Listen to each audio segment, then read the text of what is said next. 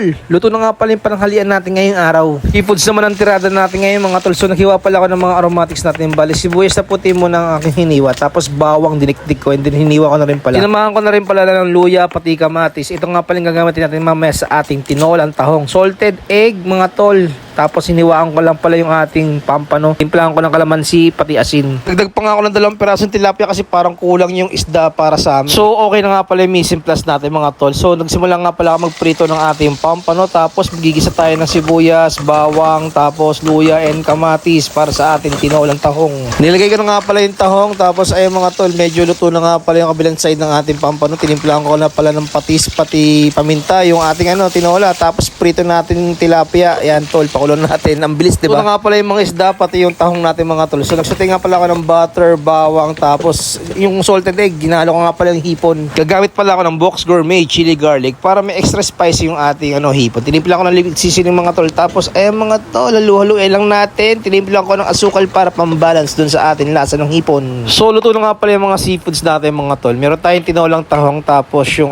pritong isda na pampano pati tilapia. Pati yung hipon natin, salted egg na may chili garlic. Syempre, para gusto mga videos, don't forget to like and follow my page mga tol. So, paano? Magpapaalam na ako mga tol. Tapos, ayun, bye-bye. Paalam. Nyarap!